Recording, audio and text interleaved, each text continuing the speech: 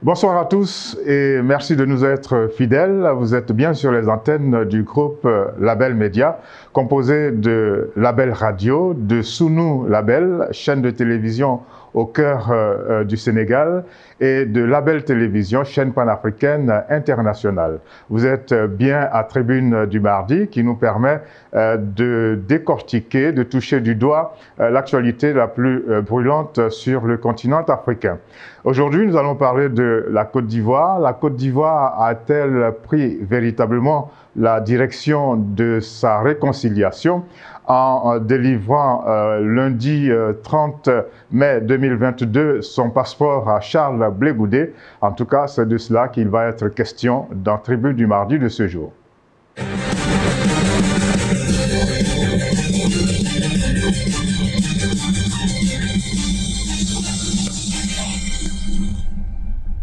Pour débattre de ce thème qui vient de vous être annoncé, nous sommes en plein avec des Ivoiriens. Nous allons commencer par vous les présenter. Isidore Alla est journaliste indépendant et il est écrivain. Bonsoir Isidore. Bonsoir. Merci beaucoup d'avoir accepté d'être avec nous aujourd'hui. Autre invité à cette émission, c'est Bledson Mathieu, qui est journaliste et qui est grand reporter au quotidien gouvernemental ivoirien Fraternité Matin. Bonsoir Bledson. Et bonsoir Joseph Bouquet, bonsoir à vous et vos téléspectateurs. Merci beaucoup d'avoir accepté d'être avec nous aujourd'hui. On va parler justement de réconciliation à partir de la délivrance du passeport à Charles Blé Goudé. Et puis, nous avons un troisième invité, c'est Jean Bonnet Kouadio, qui va lui intervenir à partir de France. Il est juriste et c'est l'un des ex-vice-présidents du FPI, entendez, Front Populaire Ivoirien. Bonsoir Jean Bonnet Kouadio. Bonsoir. Merci beaucoup d'avoir accepté aussi d'être avec nous ce soir. Je vous en prie. Et puis, quatrième invité à cette émission, c'est Monsieur Kassoum Konaté. Kassoum Konaté est président d'une fondation, la Fondation Paix et Unité en Afrique. Bonsoir Konaté. Bonsoir Georges.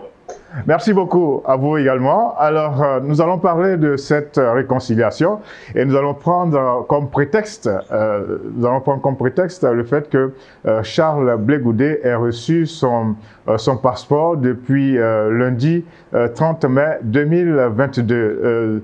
Vous pensez que c'est un pas en avant vers la réconciliation, Monsieur Konaté? Je voudrais d'abord dire merci à la chaîne Label TV de m'avoir invité ce jour à cette rencontre qui porte sur une personnalité qui a marqué d'une façon ou d'une autre l'histoire récente de notre pays. Nous avons tous appris effectivement la remise à Blé Goudé de son passeport par les autorités ivoiriennes. Et je pense qu'il faut se féliciter de l'aboutissement de ce feuilleton dans lequel on nous aura servi des épisodes aussi incertains les uns des autres. En tout cas, la Fondation Paix et Unité en Afrique que je dirige s'inscrira toujours dans la trajectoire de ce qui va dans le sens de la paix et de l'unité en Afrique, et un peu plus particulièrement en Côte d'Ivoire. Bien. Merci beaucoup Konaté. Nous allons prendre les avis des uns et des autres, repartir en France, retrouver Jean Bonnet Kouadio. Je pense que je vous ai lu ce matin. Vous vous réjouissez de ce que Charles Blé Goudé ait reçu son passeport. Oui, absolument. Moi, Charles Blé Goudé, c'est d'abord un ami que j'ai rencontré à 2 reprises à La Haye, donc pendant son procès et après son procès, donc après sa libération. Donc évidemment, je ne peux que me réjouir de sa libération et la délivrance de son passeport qui a suivi depuis donc quelques jours, donc hier je crois. Ouais. Depuis lundi, ouais, depuis lundi 30 mai 2022. Bien. Exactement. C'est bien noté. Bledson Mathieu, Comment est-ce que vous avez ressenti la délivrance de ce passeport à Charles Blé Goudé? On en parle parce que ça a mis beaucoup de temps. Oui, ça a mis plus d'1 an et Charles Blé Goudé a joué le bon jeu de rendre suffisamment, de communiquer suffisamment sur l'absence de passeport. Là, vraiment, je pense qu'il a réussi son coup. Il était en prison, il sort de prison et puis il n'a pas de passeport et il a réussi à faire de cela un événement en matière de communication. Du coup, quand il a, depuis hier, ça fait encore la une des journaux, ça fait encore le buzz sur les réseaux sociaux. Ça, je pense qu'il a réussi le jeu. Bon, maintenant, quel est l'impact réel sur l'actualité politique, sur le quotidien des Ivoiriens? Bon, je n'ai senti ni euphorie quelque part, ni condamnation où personne n'a voulu à chaque fois. C'est l'impression que j'ai eue. Personne ne voulait. Il attendait avec enthousiasme et attendait. L'idée qu'on aille à la paix, pour moi, quelque chose de largement partagé. Tout acte, tout geste pouvant aller dans le sens de l'apaisement, soulage de l'histoire. Bien, bien noté. Dernier à intervenir sur cette réaction, c'est Isidore Alla. Vous êtes journaliste, vous observez ce qui se passe dans votre pays et dites-nous comment est-ce que vous avez accueilli cette information concernant Charles Blé Goudé. Oui, merci Georges, merci beaucoup. Mais moi j'ai accueilli cette information avec beaucoup de gêne. Je dois dire que... avec beaucoup de... Avec beaucoup de gêne. De gêne? Ah oui. Voilà, avec beaucoup de gêne. Pour moi, c'est quand même assez honteux qu'un citoyen qui a droit à un passeport,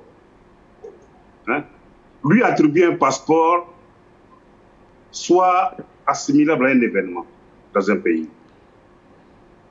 Charles Blé Goudé est un citoyen ivoirien. Il a fait de la prison. Il est sorti de la prison internationale à La Haye. Il a demandé à rejoindre son pays, ce qui est tout à fait normal puisqu'il a été acquitté. Et le processus pour lui délivrer un passeport, ça a été la croix et la bannière. Alors moi, je ne comprends pas. Aujourd'hui, il reçoit son passeport, c'est un événement. Comme si l'attribution d'un passeport à un citoyen était une chose politique. Ce n'est même pas politique.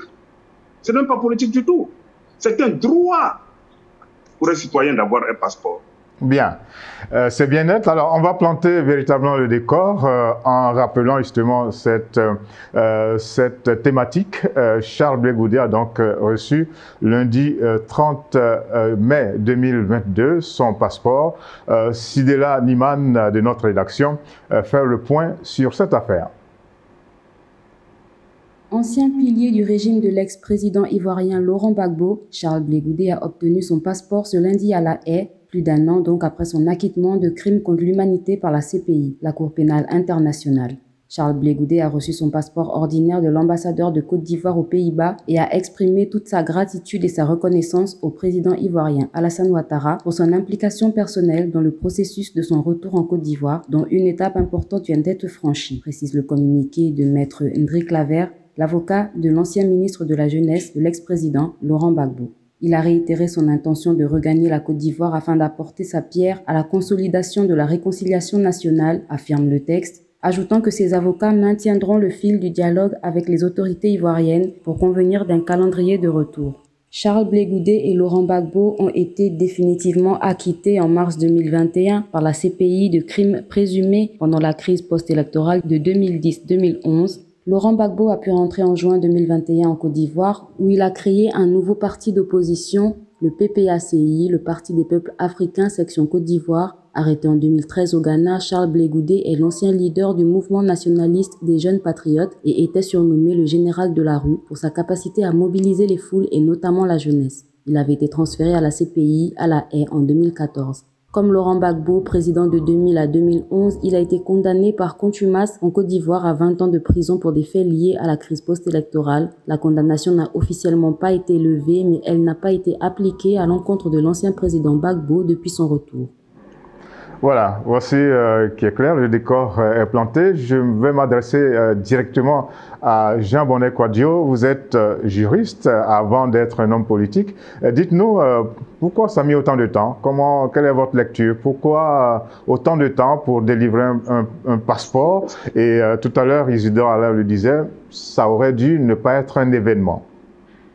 Alors, déjà, du communiqué que j'ai vu, le passeport a été signé depuis le 19 juillet dernier, 2021. Alors, donc, pourquoi est-ce qu'il a été remis maintenant? Je ne saurais le dire. Je ne saurais le dire, mais évidemment, Charles Blé Goudé est un homme politique. Est un homme politique. Il y a donc une relation de cause à effet entre le fait que son passeport qui a été établi depuis le 19 juillet 2021 ne lui est remis que pratiquement un an plus tard. Il y a des raisons politiques que pour l'heure je ne saurais vous en dire plus parce que moi-même je ne le sais pas. J'ai longtemps échangé avec Blé Goudé. Lui non plus ne sait pas exactement pourquoi ça met autant de temps. Pourquoi ça a coincé? Mais quand on regarde... Et à quel niveau surtout ça coincait? Voilà, à quel niveau ça coincait? Parce que lorsque le chef de cabinet du président de la République est allé le voir, donc il a eu l'assurance qu'on lui remettrait incessamment son passeport. Maintenant, la question reste entière. Pourquoi est-ce que ça a mis autant de temps? Est-ce que c'est parce que Charles Blé Goudé a été condamné en Côte d'Ivoire et que la logique voudrait que s'il rentre en Côte d'Ivoire, il soit arrêté et qu'il y ait un mandat de dépôt à son endroit et qu'il soit mis en prison? Est-ce que c'est cette période-là qu'ils ont mis de part et d'autre à profit pour essayer de trouver un modus vivendi pour qu'il puisse rentrer de façon apaisée? Je n'en sais rien. Mais le tout est que, personnellement, je pense qu'à chaque jour suffit sa peine. Chaque Blé Goudé est très, très, très content d'avoir finalement pu recevoir son passeport. Il le savoure et je pense que c'est ce qu'il faut retenir pour le moment. Ok, merci beaucoup. Isidore, vous offusquez de ce que délivrer un passeport ait mis autant de temps. Là, Jean Bonnet nous apprend que ce passeport a été établi depuis juillet 2021, donc presque un an maintenant. Mais dans tous les cas, le problème reste entier. Quelle est votre explication? Comment appréciez-vous cette situation? Oui, mais moi je pense qu'il faut apprécier cette situation à deux niveaux. La première chose qu'il faut retenir, c'est que les services administratifs ont fait leur travail. Quand Blé Goudé a demandé son passeport lui a été établi, mais ne lui a pas été remis, puisque le passeport a été établi depuis juillet de l'année dernière. Ça veut dire que depuis un an que Blé Goudé a fait sa demande, les services administratifs ont fonctionné normalement comme cela doit se faire dans un pays. Et donc, son passeport a été établi. Et donc, le deuxième volet, c'est un volet politique. Il n'y a que l'autorité politique qui aurait pu bloquer le passeport. Dans quel but alors? Dans quel but? Mais peut-être pour l'empêcher, et je pense, moi, personnellement, que c'était dans le but de l'empêcher de rentrer à ce moment précis. Qu'est-ce que ça change? Oui, qui rentre maintenant ou qu'il ait pu rentrer il y a un an? Moi, je pense qu'il y a un an, le président Laurent Gbagbo déjà devait rentrer au pays. Il devait rentrer au pays. Bon, les gens se sont peut-être dit qu'il fallait gérer d'abord la possibilité de Laurent Gbagbo de rentrer au pays avant de voir avec la possibilité pour Blé Goudé de rentrer au pays. Peut-être que ça pour ne pas se mettre trop de pression. Ça c'est un avis. Mais je ne dis pas que c'est l'état d'esprit dans lequel nos autorités étaient. Mais je pense qu'ils n'ont pas voulu que les deux rentrent en même temps, ou bien dans le même créneau. Ça doit être un truc comme ça. Sinon, je ne vois pas pourquoi. Pourquoi ça a mis autant de temps? Ouais. Voilà, mais autant de temps. Okay. Il y a des raisons politiques derrière, mais des raisons politiques qui sont détenues par les tenants du pouvoir. Ok, Bledson Mathieu, comment vous appréciez cette situation? Comment vous appréciez ce long temps mis pour que Charles Blé Goudé entre en possession de son passeport? Là où je suis quand même d'accord avec Alain Isdor et Jean Bonnet, c'est que c'est inexplicable et forcément, quand il s'agit d'une personnalité comme Blé Goudé, on ne peut que rechercher la raison du côté politique. Bon, maintenant, est-ce que c'est les tenants du pouvoir, comme Alain l'insinuait tout à l'heure, qui ont voulu retarder l'arrivée de Charles Blé Goudé, le temps de voir un peu comment ça va fonctionner avec Laurent Gbagbo? Ça, je ne crois pas du tout. Je ne crois pas du tout parce que la plus grosse personnalité dans ce système-là, c'est Laurent Gbagbo. Si Gbagbo rentre, je ne vois pas en quoi Charles Blé Goudé peut présenter un quelconque danger ou quoi que ce soit. Non. Pour moi, parce que ça c'est vraiment une opinion personnelle, pour moi Blé Goudé c'est quelqu'un qui suit Gbagbo. C'est comme ça que je vois les choses et que s'il se détache aussi, bon, ben, il n'y a plus de monde derrière lui. Donc je pense même que lui-même a très bien compris. Quand tu vois un peu la démarche du projet, c'est vraiment pas... Là, on dit quoi? Quand les trois grands se rencontrent, forcément chacun a des demandes, des désirs, des volontés. Ce n'est pas toujours que je veux ça, je veux ça. Il y a des moments où il dit je ne veux pas ça. Voilà, donc je pense que, bon, maintenant qu'il a le passeport, essayons de passer à autre chose, essayons de voir quand il va venir, et puis essayons de... Là, ça lui beaucoup plus. D'accord, donc on va l'entrevoir à la fin de cette émission. Je repose la même question à Konaté. Kassoum Konaté, vous êtes le président d'une ONG Paix et Unité en Afrique. Comment vous avez apprécié cette situation, ce long temps mis par les autorités ivoiriennes pour remettre son passeport à Charles Blé Goudé? Honnêtement, en ce qui me concerne, je m'attendais, dès lors qu'il a été acquitté en 2019, je pense, je m'attendais à une accélération de la procédure de délivrance du passeport. Mais le constat est là. De 2019 jusqu'à maintenant, 2022, il y a 3 ans quand même qui se sont écoulés depuis son acquittement. Mais qu'est-ce qui a bien pu se passer pour que la procédure ait été autant ralentie? Mais quand j'écoute autour de moi, des uns et des autres, il y en a qui disent qu'on tentait de trouver plutôt un accord entre les autorités ivoiriennes et M. Charles Blé Goudé quant à son rôle futur dans l'échiquier politique ivoirien. N'oublions pas que Charles Blé Goudé est un homme politique et qu'il a en face de lui également d'autres hommes politiques.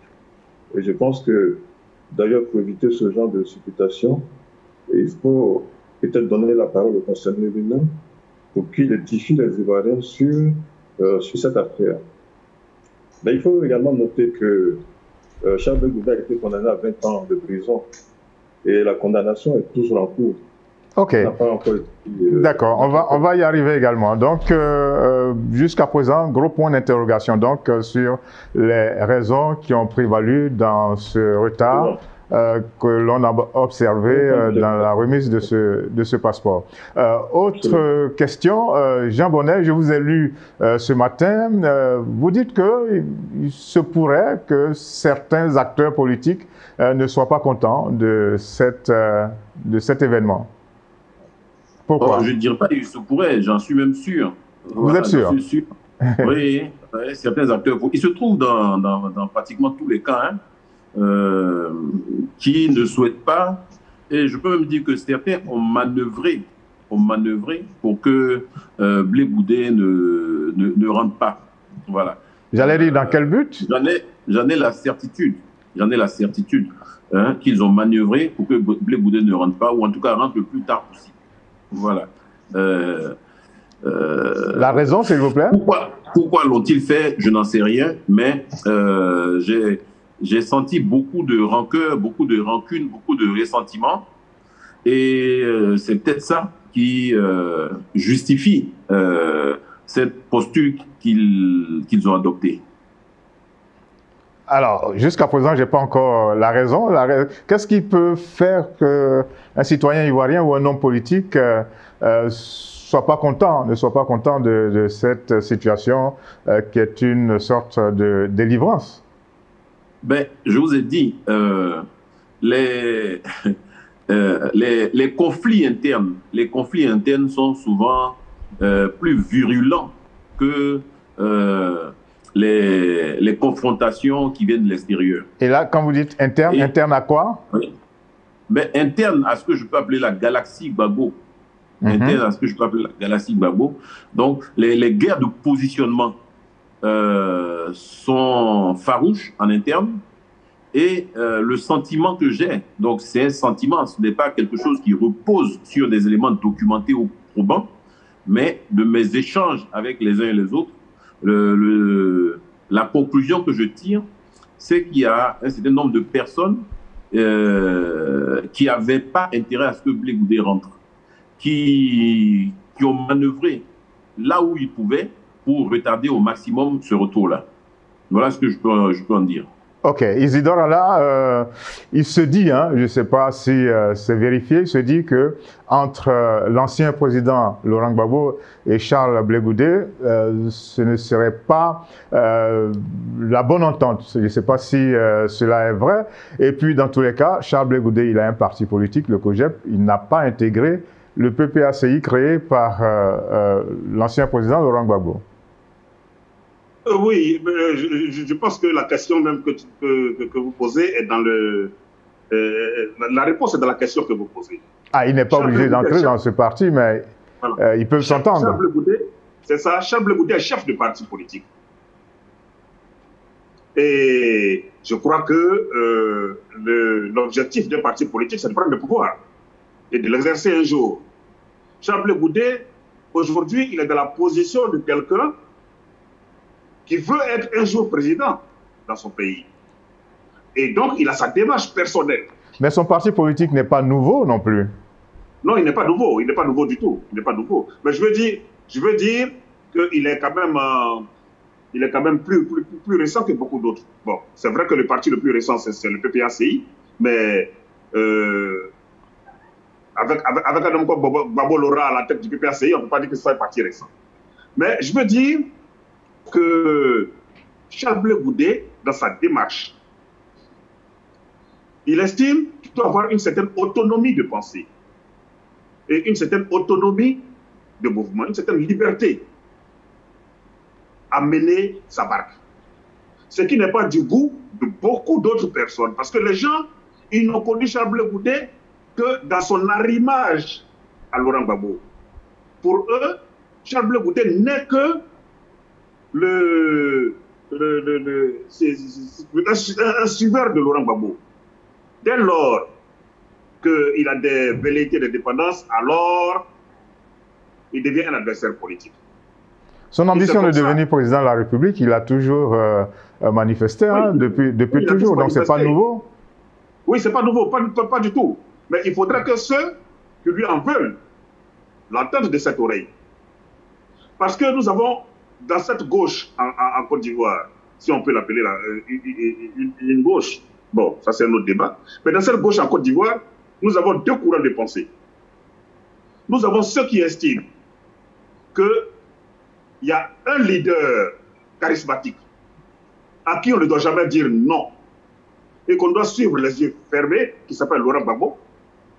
Et puis, il y a les autres, il y en a d'autres qui estiment que, mais c'est vrai, on reconnaît à Laurent Gbagbo sa légitimité historique au niveau de cette gauche, mais sans pour autant qu'il faille refuser aux autres la possibilité aussi d'avoir une opinion.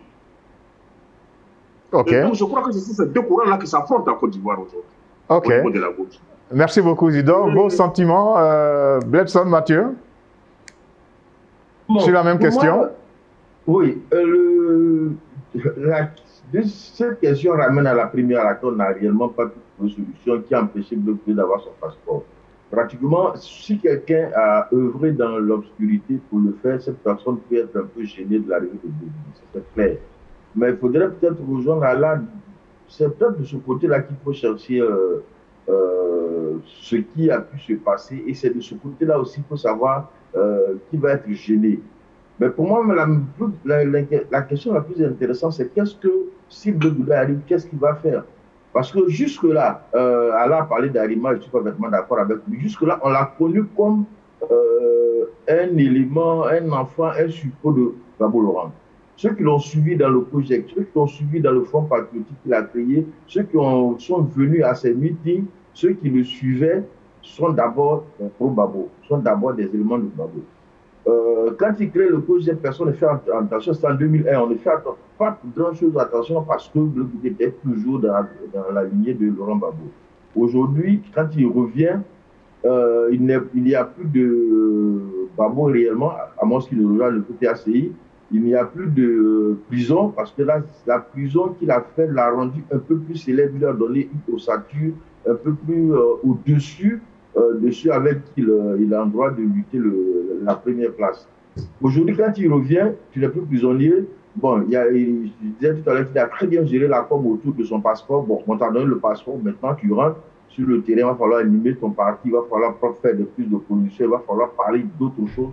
C'est véritablement un enjeu intéressant pour lui. En tout cas, on va le suivre de près. Est-ce que vraiment il est un homme politique? Quand il disait là-bas que j'ai envie, mon ambition, c'est de diriger un jour la Côte d'Ivoire, ça, tant que tu es derrière Gbagbo, tu peux le dire tranquillement, à moins que Gbagbo ne te passe la passe. S'il doit venir jouer sa carte, donc animer son parti et figurer parmi les hommes politiques de la Côte d'Ivoire de façon indépendante, il a beaucoup à faire en tout cas. Bien, merci beaucoup Bledson. Avec vous, Kassoum Konaté, vous allez nous dire qu'est-ce que vous souhaitez, puisque vous, je tiens à rappeler que vous êtes président d'une ONG qui s'appelle Paix et Unité en Afrique. Fondation Paix et Unité en Afrique. Vous avez dit? Fondation Paix et Unité en Afrique. Voilà, la Fondation Paix et Unité en Afrique. Alors dites-nous, qu'est-ce que vous attendez des autorités ivoiriennes? Tout le monde l'a rappelé, Charles Blé Goudé a été acquitté au niveau de la CPI, mais 20 années de prison, j'allais dire, l'attente, il y a un verdict qui a été prononcé il y a quelques années. Qu'est-ce que vous souhaitez quand il va rentrer? Est-ce que vous souhaitez que ce verdict soit appliqué? Qu'est-ce que vous souhaitez? Non, il ne faut pas que ce verdict soit appliqué. Je pense que chacun d'entre nous doit œuvrer dans le sens de la réconciliation. Et je pense que là où Charles Blé Goudé sera le plus important, à mon sens, en tant que président de cette fondation, de la Fondation Paix et Unité en Afrique, là où il me semble qu'il sera le plus utile, le plus important, c'est sur le plan de la réconciliation nationale et de la cohésion sociale. Et je pense que, quel que soit le parti politique auquel chacun peut appartenir, il y a un objectif commun, un objectif minimum autour duquel tout le monde devait s'entendre, s'accorder. Alors, M. Konaté, au niveau de la Côte d'Ivoire, ils sont nombreux à dire la réconciliation, oui, certes, mais en même temps l'application de la justice. Qu'est-ce que vous en dites? Oui, tout à fait, tout à fait. La réconciliation ne peut se faire sans un minimum de débat sur la vérité, sur les causes profondes qui ont entraîné le pays justement dans cette situation de crise-là. Il faut absolument décortiquer toutes ces situations. J'ai eu même à faire un travail là-dessus sur les conditions pour une démocratie apaisée en Côte d'Ivoire. Et je suis allé justement rechercher les causes profondes des crises politico-militaires qui ont eu lieu en Côte d'Ivoire depuis 1999, plus précisément. Et bon, les causes restent les mêmes. Les causes restent les mêmes. Et il faut s'asseoir, décortiquer justement ces causes et puis voir quelles solutions justement on peut apporter par rapport à cela. Donc ça nécessite forcément un aspect de vérité, un aspect de justice.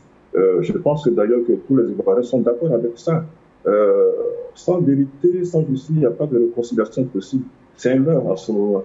Il faut forcément passer par là. Il faut se dire la vérité. Il faut que chacun reconnaisse justement sa part de responsabilité dans tout ce qui s'est passé. Et à partir de ce moment-là seulement, on pourra aller dans le sens d'une vraie réconciliation. On pourra aller dans le sens de la cohésion sociale. Retour à vous, Jean Bonnet Kouadio. Vous êtes juriste. 20 années de prison, j'allais dire, attendent Charles Blé Goudé. Le même verdict a été prononcé concernant un certain nombre de personnalités, notamment l'ex-président Laurent Gbagbo. Pour le moment, il n'y a aucune application. Vous pensez que c'est la même situation qui va prévaloir quand Charles Blé Goudé va rentrer? Et puis, est-ce que... qu'est-ce qu'il faut faire face à ces 20 années de prison qui ont été prononcées un peu partout sur ces acteurs politiques? Alors, je pense que la solution n'est pas la voie pénale, donc la voie carcérale, la voie pénitentiaire. La solution serait qu'il y ait une espèce de dialogue politique, de commission réconciliation, comme on a pu le voir dans un certain nombre de pays, et notamment en Afrique du Sud. Et donc, c'est une justice transitionnelle. C'est une justice transitionnelle qu'il faut mettre en place, pas une justice punitive. Parce que on voit bien que cette justice punitive a montré ses limites en Côte d'Ivoire. Il y a eu une loi d'amnistie en 2018 qui a permis à un certain nombre d'acteurs politiques comme Mme Simone Bagbo et bien d'autres de vaquer tranquillement à leurs occupations. Et donc, il n'y a pas de raison objective pour que Blé Goudé ne soit pas inséré dans ce cadre-là. Voilà. Et donc, de mon point de vue, quand il rentrera, il y aura certainement une deuxième vague de loi d'amnistie, d'ordonnance qui va être prise par le président de la République pour amnistier donc un certain nombre de personnes qui n'ont pas été prises en compte dans la première vague. Bien noté. C'est mon souhait. Pardon? Oui, allez-y, allez-y. Voilà, c'est mon souhait. Et de mon point de vue, c'est ce qui est conforme à l'esprit et la volonté de réconciliation qui est prônée par les uns et les autres. Votre sentiment, Isidore Alla, mettre une croix sur ces sentences qui ont été prononcées il y a quelques années? Oui, mais moi, je considère quand même qu'en Afrique, il faut qu'on soit un peu sérieux dans certains pays. Alors, vous prenez des gens, vous les amenez dans une justice internationale pour être jugés pour un certain nombre de crimes. Pendant qu'ils sont là-bas, vous les jugez dans leur propre pays pour les mêmes crimes. Et vous les condamnez par contumace. Donc, moi, je ne comprends pas cette logique. Je ne comprends pas cette logique. Je ne suis pas juriste comme le frère Jean Bonnet Kwadjo, mais j'estime qu'il y a beaucoup de roublardise dans tout ça. Parce que tu ne peux pas m'amener, me faire juger pour un crime, et pendant que je suis en train d'être jugé là-bas, dans un endroit où tu m'as envoyé, tu me juges ici chez toi pour le même crime, exactement pour le même crime. Et moi, tu me condamnes à 20 ans de prison. Et par contumace. Mais de toute façon, sans être juriste, je sais aussi que la condamnation par contumace, elle disparaît quand le condamné rentre. Quand le condamné rentre, il ne va pas directement en prison. Il a droit à un procès en règle. Mais la question que je me pose, c'est est-ce que logiquement, on peut juger quelqu'un pour un crime pour lequel il a été acquitté déjà? Voilà. Donc pour moi, c'est juste un épouvantail que les gens ils brandissent comme ça pour faire peur aux uns aux autres. Peut-être que Jean Bonnet Kwadjo peut répondre à la question, lui qui est juriste. Oui, déjà, Blé Goudé n'a pas été jugé en Côte d'Ivoire pour les mêmes infractions qu'il aurait commises en Côte d'Ivoire, que la CPI juge des crimes de guerre, des crimes contre l'humanité, ne juge pas de vol, de viol, de casse de BCAO, ce genre de choses-là. Non. Donc, c'est pas du tout le même procès. Voilà, c'est pas du tout le même procès. Laurent Gbagbo, par exemple, a été jugé pour son implication supposée dans le casse de la BCAO d'Abidjan. La CPI ne juge pas de ces infractions-là. Donc, ce n'est pas du tout le même procès. Voilà, c'était pour répondre à ça. Bien. Bledson Mathieu, vous allez nous dire, vous êtes journaliste, vous avez dû prendre part à ces assises-là, en tout cas en tant qu'observateur. La fin du dialogue politique en Côte d'Ivoire a eu lieu, si je ne me trompe pas, en mars 2022. Est-ce que le fait d'avoir rendu son passeport à Charles Blé Goudé est l'une des réponses justement aux recommandations de ce dialogue politique? Bledson? Bledson Mathieu?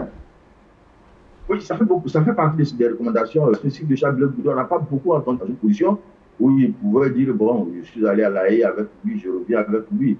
Ils n'ont pas mis cela un peu comme en priorité. Bon. Par contre, est-ce que Charles Blé Goudé, s'il revient, il va aller en prison ou on va le rejuger pour les infractions qu'on lui a reprochées? Ça, je pense que la Côte d'Ivoire a tenu tout à ça. À mon avis, je ne vais pas parler au nom de quelqu'un, mais on n'est plus à ce stade. Il y a eu un dialogue politique, il y a eu une crise d'abord, on est passé à autre chose, il y a eu un dialogue politique, c'est les éléments fondamentaux de ce dialogue politique, les résolutions fondamentales, c'est de faire en sorte que chaque parti... Ok, nous avons quelque peu perdu Bledson Mathieu, il va falloir regarder ce qui se passe. Oui, ce que je voudrais dire, M. Aboké, est-ce que je peux ajouter quelque chose rapidement? Allez-y, allez-y. Oui, ce que je voudrais dire à mon frère Jean Bonnet, c'est vrai, il est juriste, j'ai bien compris ce qu'il a expliqué. Bon, ils n'ont peut-être pas été jugés pour la même chose à La Haye et en Côte d'Ivoire, mais je veux dire que moi, je veux relever le vice qu'il y a à envoyer sciemment quelqu'un à l'extérieur pour être jugé, et puis de le juger par derrière pour autre chose. Est-ce que vous voyez un peu? Moi, c'est un peu ça que je retiens, quoi. Comme si les gens avaient fui le pays et qu'on les jugeait parce qu'ils étaient en fuite. Vous voyez? C'est la Côte d'Ivoire elle-même qui a livré Laurent Gbagbo et Charles Blé Goudé à La Haye et qui les juge par contumace derrière. C'est ce que je ne comprends pas. Et c'est ce que j'aurais aimé que le juriste m'explique. Ok, je vais expliquer. Ils n'ont pas été jugés par contumace. Ils ont été jugés par itératif défaut. C'est différent. C'est-à-dire? Voilà. L'itératif défaut est différent de la contumace. D'accord. Alors, dans le cas de l'itératif défaut, Charles Blé Goudé, les avocats de Charles Blé Goudé auraient dû dire, parce que la contumace suppose que vous êtes en fuite, vous êtes introuvable. Et alors, on prend un jugement parce qu'on ne sait pas où vous êtes en fuite, etc. Non, donc l'itératif défaut, c'est différent. Alors, il appartenait aux avocats de Charles Blé Goudé donc, de faire donc, une opposition dans ce qu'on appelle cet itératif défaut pour dire notre client est dans l'incapacité actuelle de comparaître. Donc, on demande à ce que le procès soit reporté à journée. Voilà. Or, ce n'est pas du tout la stratégie qu'ils ont adoptée. Et donc, les délais donc d'appel au jugement pour itératif défaut n'ont pas été respectés, de sorte que la décision est devenue définitive, la décision du juge. Ok. Il a été condamné à 20 ans de prison pour viol, torture, hein, je crois, et violence. Voilà, un truc comme ça. Et donc, c'est sur ça qu'il a pris 20 ans de prison. Et également 10 ans d'inéligibilité.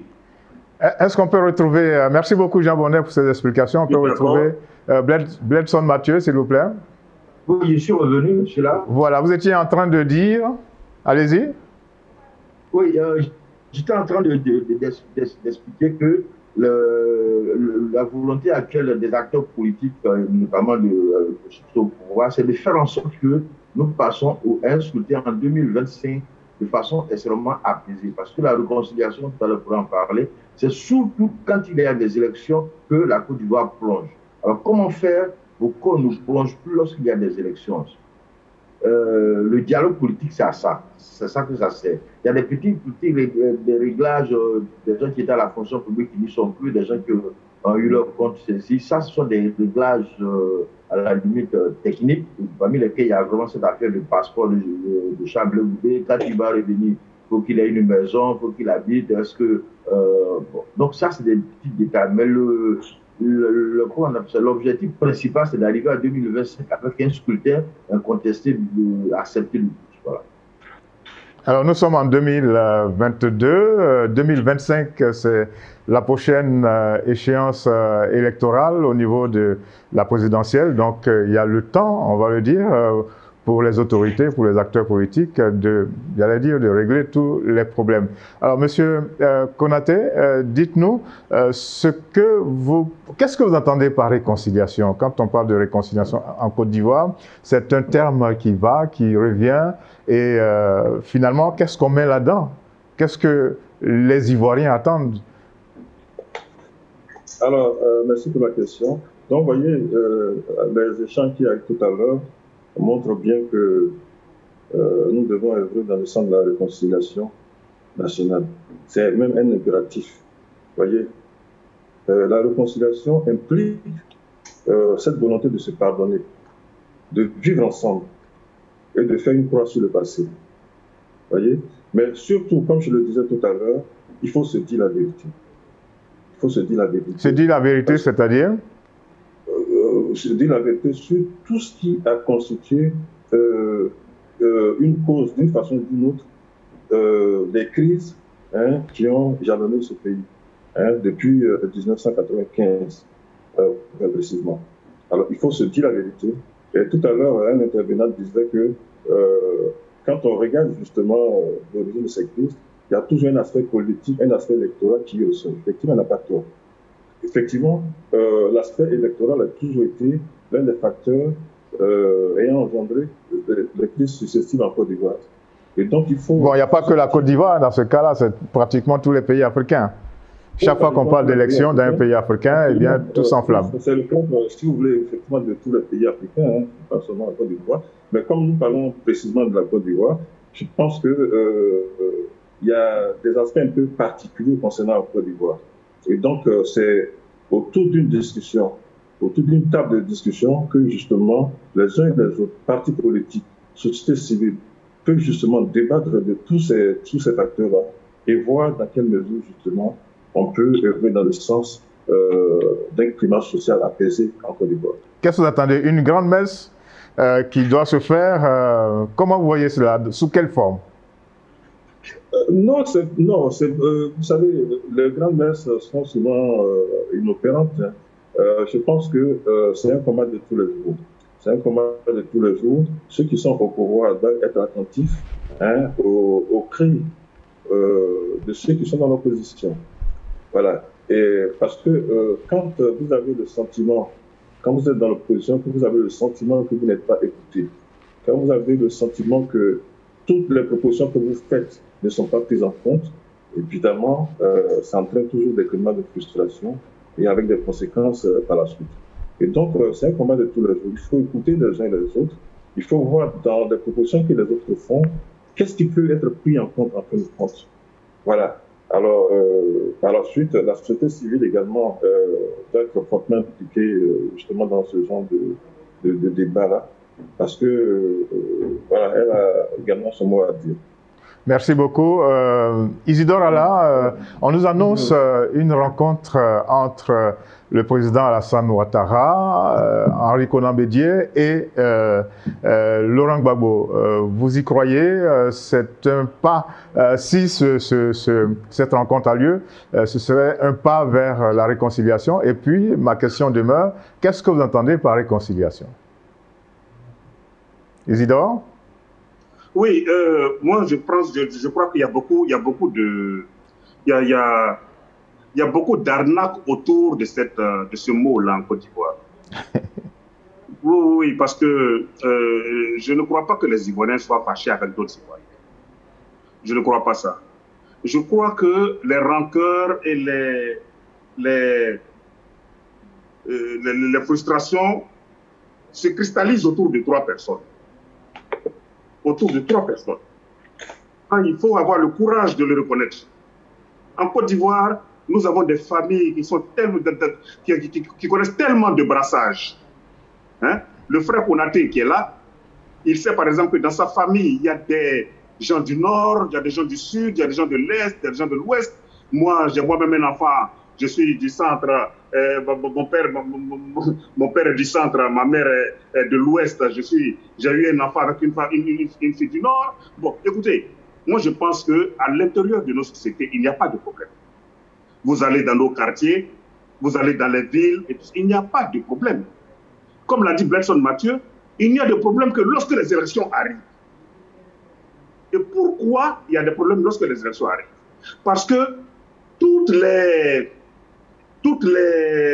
passions se cristallisent autour de 3 personnes, 3 individus depuis près de 30 ans. Depuis près de 30 ans. Et je pense, modestement, je pense que si on passe l'étape de ces 3 personnalités, c'est-à-dire... Passer l'étape, c'est-à-dire c'est-à-dire que si ces 3 personnalités prennent leur retraite politique, il y aura de nouvelles façons de voir les choses. Ce sont des citoyens qui sont libres de faire... Oui, je suis d'accord avec ça, mais ce sont des citoyens qui cristallisent toutes les passions. Quand je parle de Gbagbo, quand je parle d'Alassane et quand je parle de Bédié, c'est vraiment... Vous voyez, c'est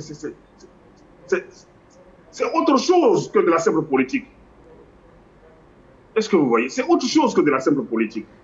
Alors, il semble que vous souhaitez qu'on les mette à l'écart. Non, moi, je pense que ça doit se faire et ça va se faire. Et de quelle façon? Voilà. Non, mais je crois qu'ils ont vécu. Je crois qu'ils ont vécu. Ils ont tous les 3. Non, ils ont tous les 3 dirigé ce pays. On les a vus à l'œuvre. On continue de les voir à l'œuvre. Et chaque fois, on remarque que depuis 1980, depuis la mort de Fou-Boigny, depuis le décès de Fou-Boigny en 1993, ces 3 personnalités se sont réunies à plusieurs reprises pour des réconciliations. Il y a toujours eu la réconciliation en Côte d'Ivoire. Toujours. Chaque année, on nous parle de réconciliation. Des tentatives peut-être, ça n'a pas donné des résultats probants.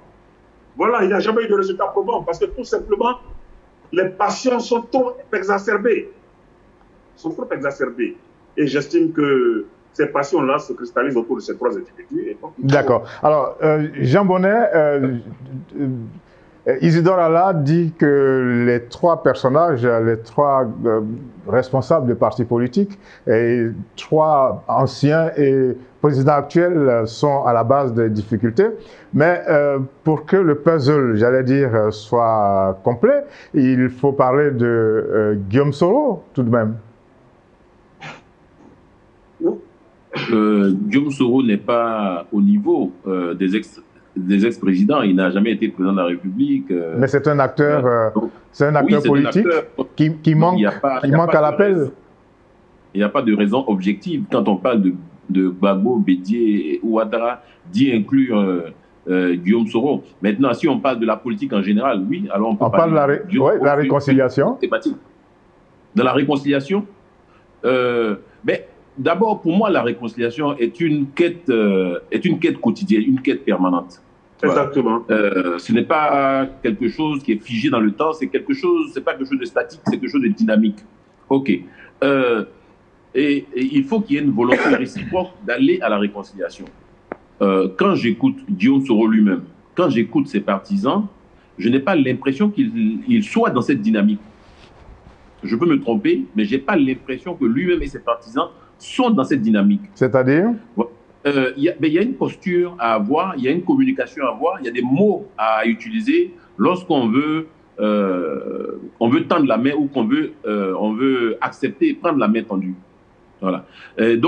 Mais si vous allez vous-même à la réconciliation le couteau entre les dents, il est clair qu'en face, on vous attendra également le couteau entre les dents. Donc, il est aujourd'hui de la responsabilité de Guillaume Soro d'envoyer des signaux positifs dans le sens d'un apaisement. Il ne faut pas oublier que lui aussi, il a écopé d'un verdict, la prison à perpétuité. Ben oui, mais ce verdict, il est inhérent à une infraction, atteinte à la sûreté de l'État qui a été documentée, des audios, etc., etc. Donc voilà. Mais au nom de la réconciliation, on peut passer l'éponge sur beaucoup de choses. Voilà, il y a eu plus d'atrocités que ce qu'il y a eu en Côte d'Ivoire, en Afrique du Sud, mais au nom de la réconciliation nationale, ils ont passé l'éponge sur un certain nombre de choses. Mais comme je le dis, il faut avoir la posture qui va avec. Surtout quand on est supposé être le premier bénéficiaire de cette réconciliation. Aujourd'hui, celui qui est en fuite, c'est lui dont le parti politique a été dissous, c'est lui, celui dont, pour lequel il y a eu une condamnation, c'est lui. Donc, quel intérêt a-t-il à rester dans une posture guerrière? Voilà. Donc, pour moi, il doit changer sa façon de communiquer, parce que si vous êtes dans la défiance permanente, n'attendez pas que les autres en face viennent vous accueillir avec des roses. Vous voyez, j'ai été longtemps vice-président au FPI, et le combat du président Afingessa, qui s'inscrivait dans le dialogue permanent, a été mal vécu par beaucoup d'Ivoiriens qui estimaient que c'était une posture de traîtrise. Pourquoi veut-il aller négocier avec le tyran, avec le dictateur, etc. Il fallait rester donc dans la confrontation, dans la belligérance. Mais c'est une posture qui peut être défendable. Mais lorsque vous restez dans cette posture de belligérance permanente, alors il ne faut pas vous offusquer qu'en face, l'autre également utilise des moyens nécessaires pour vous anéantir. Voilà dans la posture dans laquelle deux personnes qui sont dans la belligérance permanente se retrouvent. Et donc, évidemment, celui qui est en position de domination va imposer sa loi. Alors que par le dialogue, vous pouvez obtenir beaucoup plus que par la violence. Des fois, il est difficile d'établir même ce dialogue. Mais non, il faut poser, celui qui a intérêt à poser les jalons de ce dialogue-là, c'est à lui de le faire. Je vais vous donner encore l'exemple au FPI. À lui de prendre l'initiative. Bien sûr, la plupart des cas du FPI étaient en exil, la plupart des cas du FPI avaient leur compte bancaire gelé. Si vous n'engagez pas le dialogue, comment est-ce que vous allez dégeler vos comptes? Vous avez deux possibilités. Soit vous faites un coup d'État pour entrer en Côte d'Ivoire, prendre le pouvoir et dégeler vos comptes, soit vous n'avez pas matériellement les moyens de faire un coup d'État, et tout ce qui vous reste, c'est le dialogue politique. Et ça, quand Afingessa l'a engagé, il a été traité de tous les noms. Je me rappelle quand Marcel Gossio est rentré d'exil, il a été taxé de traite par d'autres exilés. Pourquoi est-ce qu'il rentre? Vous voyez? Mais aujourd'hui, le dialogue politique est devenu quelque chose de normal. Et donc, c'est pour ça que je dis à Guillaume Soro qu'il n'a pas intérêt à rester dans cette posture contre-productive pour lui, qui consiste à travers des avatars, à travers des cyberactivistes, à maintenir donc la flamme de la confrontation, de la belligérance des biceps, plutôt que celle des idées, des neurones. Donc, pour moi, s'il s'inscrit dans cette dynamique, il n'y a pas de raison qu'il n'avance pas, il n'y a pas de raison qu'il ne soit pas appelé à la table de négociation. Voilà. D'accord. Bledson Mathieu, vous l'avez dit, c'est à l'approche des élections, c'est pendant les élections que les choses deviennent compliquées. Là, nous sommes en 2022. La prochaine élection présidentielle, on l'a dit, c'est en 2025. Vous pensez que les acteurs politiques ont le temps de finir de faire la réconciliation et faire en sorte que la prochaine élection se déroule dans de meilleures dispositions? Et on est en train de faire certainement des pas en avant. Charles Blé Goudé a reçu son passeport. Vous pensez que la prochaine étape, ça va être la réhabilitation en quelque sorte de Guillaume Soro à un certain nombre de conditions, lesquelles? Bon, je vais peut-être revenir sur quelque chose que Alain a dit tout à l'heure quand il parlait de la réconciliation, c'est une arnaque. Je partage son point de vue. Je veux même ajouter là-dessus que lorsque la Côte d'Ivoire, on évoque ce mot-là, on se retrouve avec autour de la table plusieurs personnes qu'on ne verra pas pendant les crises. C'est-à-dire qu'aujourd'hui, justement, il a parlé de trois grands. Je suis parfaitement d'accord avec lui. Ce sont ces trois grands-là qui peuvent nous amener à la paix ou alors à la guerre. C'est les tensions autour de ces trois grands. Et quand ça arrive, on ne voit plus personne. Aujourd'hui, on dit qu'il faut faire rentrer Blé Goudé, il faut faire rentrer Soro Guillaume. Soro Guillaume, Jean Bonnet l'a dit, hein, peut-être qu'il n'a pas été aussi direct. Selon, il n'a pas d'autre possibilité que de chercher à faire un coup d'État. Il n'a pas de militant, il n'a pas de base, il n'a pas eu une culture démocratique. Il a un parti politique? Ça. Non, ça c'est la théorie, c'est comme si je disais que je crée mon parti politique. Il n'a pas de militant. C'est-à-dire, ceux qui n'ont pas de base, il n'a pas de militant, il ne peut pas gagner un seul poste électif. Vous remarquez que quand par exemple le RDR ou le PDC ou le FPI ont été dans l'opposition à des moments très difficiles, ils avaient quand même des élus. Ce sont des partis qui ont des passions. C'est-à-dire que le FPI, dans l'opposition la plus chaude, a eu des élus au niveau de l'Assemblée nationale, a eu même des maires, afin qu'ils aient été maires FPI de Congo. Le RDR, dans l'opposition, a raflé même une certaine quantité de sièges. Sur le Guillaume Iraké, il n'a même pas de candidat. C'est-à-dire, à aucune élection, il ne peut présenter un candidat. Nulle part. Mais vraiment nulle part. Même pas dans son village. Donc, voici des gens qui ont gagné de l'argent, ont réussi à être à la table des grands. Je suis journaliste, à beaucoup de journalistes. Nous qui sommes journalistes, quand nous allons comment on appelle ça, en mission, quand nous allons en reportage, nous sommes à la table des grands. On mange avec les ministres. Chacun rentre dans son quartier. Nous, on est conscients qu'on n'est pas comme eux. Le même restaurant où a eu lieu la cérémonie, on ne va pas s'aventurer à aller manger là-bas avec notre épouse. Mais eux, par le banditisme, ils ont réussi à être à un haut niveau. À un haut niveau. Donc, il a l'illusion de dire, je fais partie des grands, mais en réalité, non. Il n'a pas un parti politique, ce n'est pas possible, c'est une histoire de GPS et autres, ça ne peut pas remplir une cabine téléphonique, ça ne peut pas gagner une élection dans quelque localité que ce soit. Dans quelque localité que ce soit, même dans son village. Tous ces militaires rassemblés ensemble, on les met dans une circonscription électorale, ils ne peuvent pas gagner. Voilà. Donc ceux-là, quand on parle de l'équation, on dit qu'on va les ajouter, mais tu l'ajoutes, ils gagnent quoi? Rien du tout. N'empêche que c'est un acteur politique. Non, acteur, non, le mot est trop fort, parce que l'acteur, il agit, l'acteur c'est une charge positive. C'est un passif politique peut-être. C'est-à-dire qu'il n'a pas plus de poids que moi qui vous parle aujourd'hui, à part son nom. Il a la renommée. Comme à l'époque, il y avait Anaki Kobinan, il y avait Francis Gauthier, qui sont des éminents hommes politiques. Mais bon, sur le terrain, ils n'ont pas assez de militants. Peut-être même qu'ils n'en ont pas du tout. Pour certains, comme Guedro, que nous aimons beaucoup en Côte d'Ivoire, qui est notre méga star en matière politique. Mais bon, Guedro ne comptait pas sur Guedro pour gagner une élection législative municipale. C'est tout comme, et je suis assez gêné de le dire, tout comme ces acteurs de la société civile, certains en tout cas qu'on retrouve sur la table de négociation quand on parle de réconciliation, mais dès qu'il y a un petit bruit, ils disparaissent, ça veut dire qu'ils ne sont pas là, ils ne peuvent pas régler par là. Mais bon, quand on dit on n'a qu'à régler par là, on les fait venir. Donc ça fait... Donc, je crois que il faut nous laisser un héritage que nous essayons de gérer doucement, doucement. Et je suis, comment on appelle ça, je suis beaucoup plus confiant parce que déjà, le gouvernement actuel, le président Alassane Ouattara, depuis 2020, essaie d'introduire quelque chose en Côte d'Ivoire qui est fondamental, la lutte contre la corruption.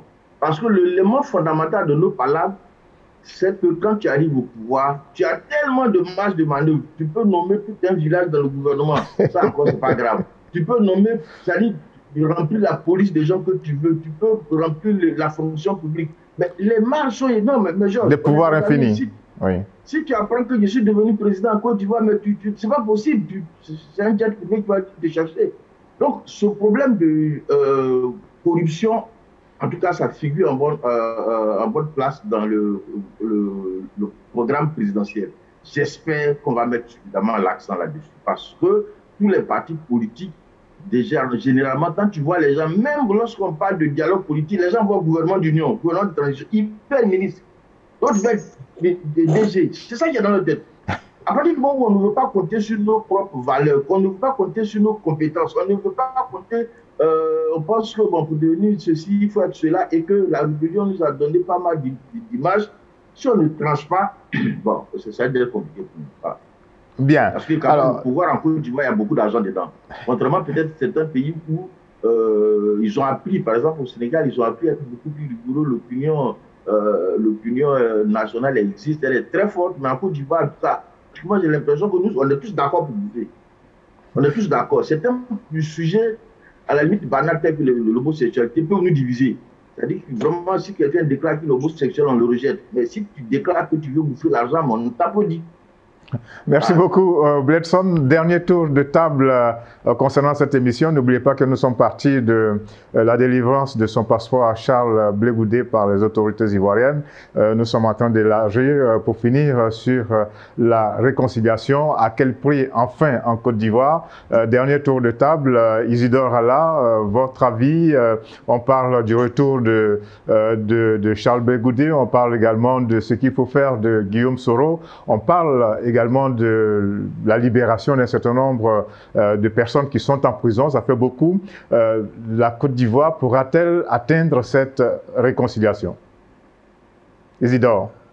Oui, si la Côte d'Ivoire, si on réussit le tour de force de transformer les Ivoiriens en électeurs. Parce que le problème de la Côte d'Ivoire, c'est que chacun se croit obligé d'être dans ses partis politiques. La société civile n'existe pas en Côte d'Ivoire, comme l'a dit tout à l'heure Bledson Mathieu. Ce qui fait la particularité du Sénégal ou de choses, ce qui fait la particularité du Sénégal ou du Burkina Faso, c'est la société civile. Ils ont une société civile forte. Mais nous, en Côte d'Ivoire, nous n'avons pas de société civile. Chacun est dans un parti politique. Chacun est dans un parti politique. Et à ce stade, c'est un peu compliqué. Il a dit tout à l'heure, il a dit, tout le monde cherche à être ministre, tout le monde cherche à être... La Côte d'Ivoire, c'est l'un des rares pays où quand tu rentres en politique, tu peux devenir riche. Ce ne sont pas les hommes d'affaires qui sont les hommes les plus riches en Côte d'Ivoire, ce sont les hommes politiques. Et je pense que ça, c'est un problème très, très, très important. Il faut revoir ça. Il faut revoir l'échelle des valeurs. Il faut revoir vraiment un certain nombre de choses qui puissent aujourd'hui nous amener à avoir de nouveaux modèles. Vous y croyez, vous n'y croyez pas, la réconciliation? Non, moi, dans ces conditions-là, dans ces conditions-là, les conditions dans lesquelles nous sommes aujourd'hui, là, je ne vois pas en quoi une réconciliation, une pseudo-réconciliation peut nous... Il faut vraiment revoir les choses. La crise a longtemps duré tout de même, une crise indéfinie. Oui, la crise a longtemps duré et elle a créé... Bon, on a touché à celui qui est capable de choses au petit brouteur du coin, au cyberactiviste qui étale ses richesses, c'est-à-dire qu'il y a des non-valeurs qui gouvernent aujourd'hui la Côte d'Ivoire. Et ça, il faut d'abord prendre les choses à la base. Il faut revoir les choses à la base. Sinon... Vous mettez tout dans le même sac, les problèmes de société, les problèmes politiques? Oui, je crois qu'il y a une implication de choses, de problèmes de société dans les problèmes politiques. Ok. Non, ça va ensemble. Merci bien. Jean Bonnet, Kouadio, la réconciliation est-elle un leurre? Vous pensez que la Côte d'Ivoire peut finalement y arriver, y accéder?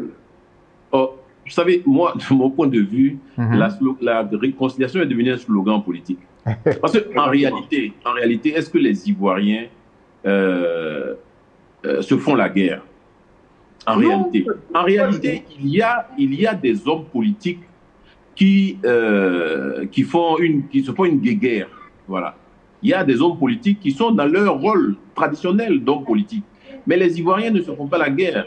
Aller dans les marchés, aller dans les villages, aller dans les quartiers. Voilà, on n'est pas au Rwanda où on poursuit les Tutsis avec des ceci, où on poursuit des Hutus. On en est loin. Donc, la réconciliation, c'est devenu aujourd'hui un slogan. Voilà, les Ivoiriens ne sont pas fâchés les uns. Les hommes politiques sont fâchés les uns les autres. Regardez, il a suffi que... Mais derrière les hommes politiques, il y a des foules. Oui, mais justement, c'est pour ça que je dis les Ivoiriens, donc les Ivoiriens politiques, parce que tous les Ivoiriens ne sont pas dans un parti politique. Il a suffi que Bédié se rapproche de Gbagbo pour que tous les militants pro-Gbagbo oublient les rancunes, les rancœurs qu'ils avaient contre Bédié. Et pourtant, Bédié était au Golf Hotel avec Ouattara. Et il a suffi que Soro Guillaume rentre dans l'opposition pour que certains pro-Gbagbo qui en voulaient à mort à Soro Guillaume, parce que c'est Soro Guillaume qui est à la base de ce qui est arrivé à la Côte d'Ivoire, se réconcilient avec Soro. Donc, En réalité, c'est un jeu d'intérêt. C'est un jeu d'intérêt. Voilà. Les Ivoiriens vivent en parfaite harmonie. Maintenant, au niveau politique, il y a des problèmes. Et c'est pour ça que, je me rappelle, à l'époque, Afi N'Guessan avait proposé qu'on ait, je ne sais plus comment l'appeler ça, là. Les États généraux de la politique. Les États généraux de la République.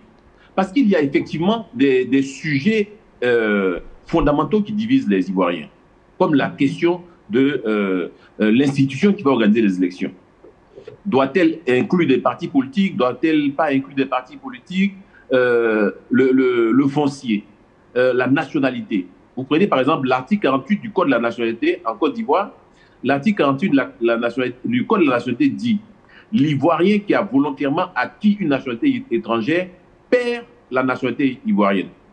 Ça veut dire qu'il y a beaucoup d'Ivoiriens aujourd'hui qui sont devenus français, qui sont devenus américains ou sénégalais du fait du mariage, qui ne sont plus ivoiriens, mais ils ignorent qu'ils ne sont même plus ivoiriens.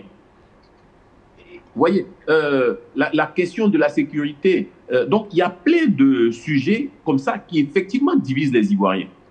Et c'est sur ces questions-là qu'il faut parler. Mais est-ce que parce que Bédié, Gbagbo et Ouattara vont se mettre dans une salle, se faire la collade, et donc ça va faire que les Ivoiriens sont réconciliés? Est-ce que ça règle la question de la CEI? Est-ce que ça règle la question de la nationalité?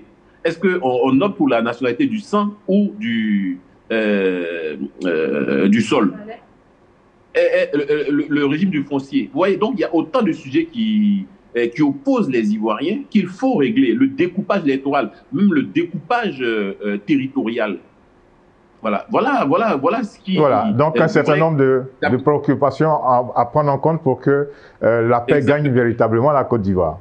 Exactement. Merci beaucoup Jean Bonnet Kouadio. Dernier intervenant à notre émission, c'est Kassoum Konaté, président de la Fondation Paix et Unité. La réconciliation, la cohésion sociale au niveau de la Côte d'Ivoire, à quel prix, de quelle façon? Ben, écoutez, moi, ce qui me concerne en tant que président de la Fondation Paix et Unité en Afrique, je reste confiant.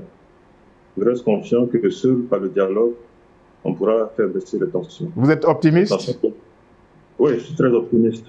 Parce que sinon, il n'y a pas de raison d'exister. Voilà.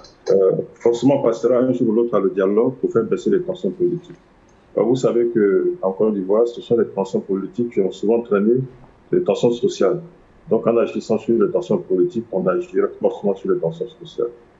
Donc, moi, en ce qui me concerne, je ne fais pas de commentaires particuliers sur la posture de tel ou tel homme politique. Ce n'est pas mon but.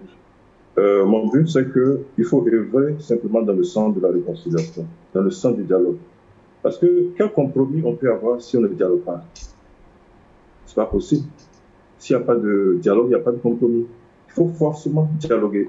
Et quel que soit le dialogue, il n'y a pas de petit dialogue, il n'y a pas de petite réconciliation. Comprenez? Il y a toujours un thème à débattre et il faut avoir le courage de le débattre. Ceux qui ont le pouvoir et ceux qui n'ont pas le pouvoir doivent pouvoir discuter et s'entendre sur un minimum de choses à mettre en œuvre pour l'intérêt de ce pays. Voilà mon point de vue.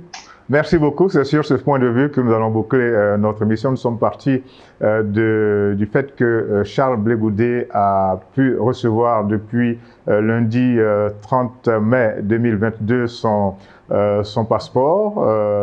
Nous pensons que la Côte d'Ivoire est en train de faire un certain nombre de pas vers une normalisation de sa situation, vers la réconciliation, comme on le dit en Côte d'Ivoire. Merci beaucoup. Nous étions en compagnie de Isidore Alla, qui est journaliste indépendant, qui intervenait. Il est aussi écrivain. Nous étions en compagnie de Bledson Mathieu, journaliste et grand reporter au quotidien gouvernemental Fraternité Matin.